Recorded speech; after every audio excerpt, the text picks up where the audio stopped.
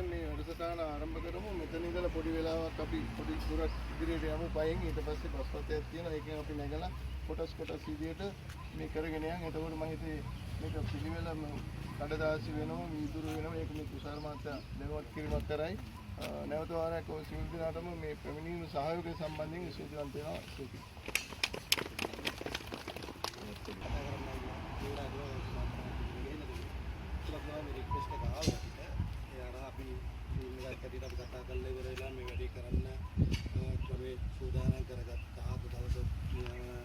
योजना කරගෙන අසුමතම සහයෝගයට සුකුත් ඉන්නවා මේ වැඩේට. ඊට පස්සේ පාන්දර දෙකට තුනට මෙහා ආපු කට්ටියත් ඉන්නවා. අද උදේ ආපු කට්ටියත් නෝ හැම පුතාට කියලා ලඟිමල්ට කියලා අපිට පුළුවන් නම් මේ දේ කරන්න අපි දැනෙන්න දිනු. ඒ වගේම තමයි කවුරු හරි ආනවා දැක්කත් එක කතා කරන්න ඕන සයිදා මාත් එක්ක කිව්වා. අපි මේක ඉදිරියට මේ විදියට නොවෙන්න මොනවා හරි වැඩ පිළිවෙලක් හදා ගන්න ඕනේ කියලා බෝඩ් ගන්න එක විතරක් ඕක වෙන්නේ නැහැ. බෝඩ් එක ළඟපත් කුණු දාලා තියෙනවා මම දැක්ක දැන් එනකොට බෝඩ් එක මුලත් කුණු දාලා තියෙනවා මේ තියෙන ඒවා. ඒකට බෝඩ් ගහලා විතරක් නෑ. ඉතින් තාක්ෂණෙත් එක්කත් අපිට මොනවා හරි දෙයකට මේ යන්න පුළුවන් වෙයි ඉදිරියේදී. ඒ වගේ වැඩ ටිකක් තමයි තියෙන්නේ. මම වැඩිලාවක් කතාවට ගන්න නෑ. එයා ඉසාරි ඒකන්තුමේ ඉන්නවා. එයා කාලට පැහැදිලි කරයි.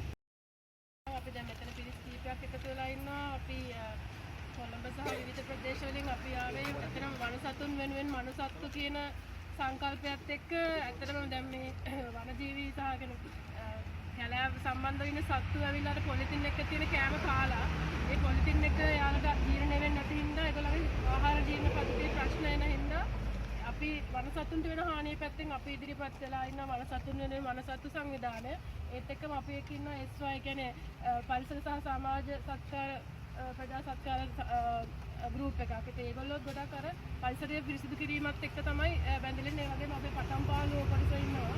ඒ කියන්නේ එයාලා කරේ මේ හොට් විදේශීය ශාක අයින් කරන මොනවද ආක්‍රමණික ශාක අයින් කරන එක ඒකෙන් දැන් ඔයගොල්ලෝ තේරෙනවා අපි එක එක පැති වලින් තමයි මේ ප්‍රශ්නේ පරිසරයට උදව් කරන්නේ. හැබැයි මේ කැලිකස්වල අයින් කරන එක දැන් කොළඹ හෝ නුවර හෝ වේවා කෙනෙක් ඇවිල්ලා හැමතිස්සෙම ලංකාවේ තැන් වල කරන්න බෑ. මේක කරන්නේ කැලිකස්වල අයින් කිරීම වැඩසටහනක් කියන්නේ හැමදාම කරන්න ඕන එකක් නෙමෙයි. සමාජයක් විදිහට කුණු තවදුරටත් නොදාන තැනට තමයි ගෙනියන්න ඕනේ. ඒ කියන්නේ සාමාන්‍යයෙන් අපිට කුණු දාලා තියෙන තැනට කුණු ටිකක් නිකන් කවුරක් මේවා නිකන් තියලා තියෙනවා. හැබැයි පිසු තැනකට කුණු ටික දාන්න හිතෙන්නේ නැහැ. අන්නේ දැන් නැතිපත් පරිසරය අදා ගන්නවා සහ දානකොට ඒක වැරදි කියලා බය නැතුව කියන්න පුළුවන් වෙන්න අපි හදන්නේ.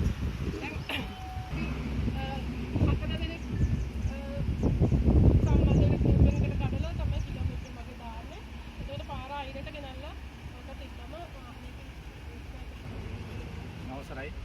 අතර මේ අවස්ථාව මට බොහොම සන්තෝෂවත් අවස්ථාවක්. මොකද පරිසර රැකීමට පොඩි අඩිතලමක් ලැබීම විශාල මේ කාර්යයක්. ඒකින්ද මේ වැඩසටහන අපි සාර්ථක කරගන්න අපි වග බලා ගමු. මේ ඉදිරියට ඉතිපරපුරට මෙවැනි දේවල් නොවෙන්න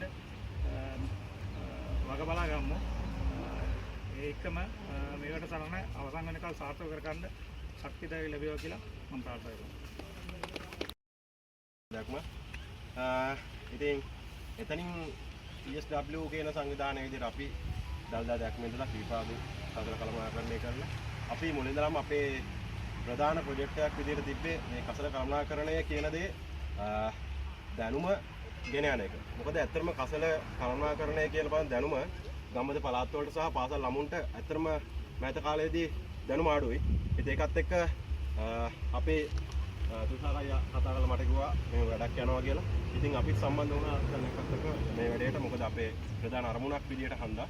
ඉතින් අපි එහිදී මේ වැඩේ ගැන කතා කරුවොත් ඇත්තටම මෙතෙන්දී අපි අද දවසේදී කසල් ටික අයින් කර ගන්නවා වගේම තමන්ගේ ඒ කියන්නේ තමන්ගේ පවුල් කුටුම්බ හදුවොත් අපිට මේ දේ වළක්වා ගන්න පුළුවන්. මොකද අපි අද මේ ටික අයින් කරොත් හෙට වෙනකොට ආයෙ නැවත උතර පිළිෙන්න පුළුවන්. මේ දේ හදාගන්න පුළුවන් විදිහට අපි තත්ත්වයක් හදාගන්න ඕනේ. ඇවිල්ලා අපේ ගමේ කණ්ඩායමක් එකතු වෙලා මේ වගේ වැඩසටහනක් කරන්නට සහයෝගය දක්වන එක. අනිත් එක අපේ කණ්ඩායම ගැන ගත්තොත් එහෙම මේ අපේ කණ්ඩායම දැන් මේ පළවෙනි එක නෙවෙයි මේ පාර දෙකත් හබරන මේ මොහේන තුන්වෙනි පාර සහභාගී වෙන්නේ. ඒ වගේ සියලුම පරිසර වැඩසටහන් වලට අපි සහයෝගය දෙනවා. මේක ගමක් විදියට. ඒ කියන්නේ අපි මෙතනින් ඔබට ගිහිල්ලා නැහැ. හබරන ඉඳලා හතරස් කොටුව දක්වා මේ අපේ කියන ඒරියා එකකට වැඩ කරන්න පුළුවන් කොටසක් තමයි මෙතන ඉන්නේ. ඒ වගේම අර විස්කෝගේ අපේ ආක්‍රමණයට සාක කියන අගඩ ගලවන ඒ වගේ වැඩසටහන් මේ කට්ටිය අපි අගරිය දාලා මේ ටීම් එක අගඩ ගලවලා ඒ වගේ වැඩ කරලා තියෙන ඒ වගේ කොටසක් අපි සමාජයට කරනවා. ඒ වගේම තමයි දැන් ඇත්තටම කුණු ප්‍රශ්නේ ගත්තාම මේ පාර දෙපැත්තට ගොඩක්ම කරන්නේ වාහන වලින් තමයි කුණු දාලා තියෙන්නේ. දැන් අපේ උද්‍යාන පාලකයා දන්නවා අපි සෆාරිය ගත්තාම උද්‍යාන තුල වතුර බෝතල් දැන් ස්ථාන දවසට 500ක්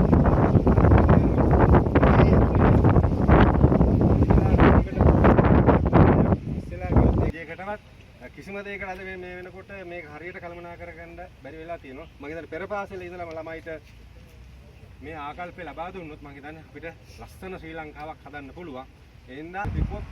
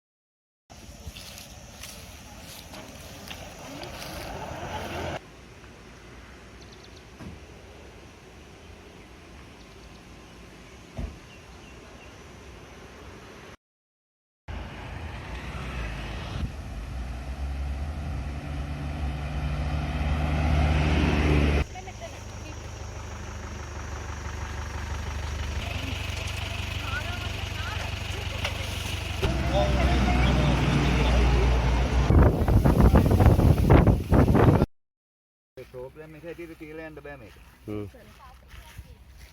රිපෙයාක් ආපු සෙට් එකක් නේ. හරියට විතර.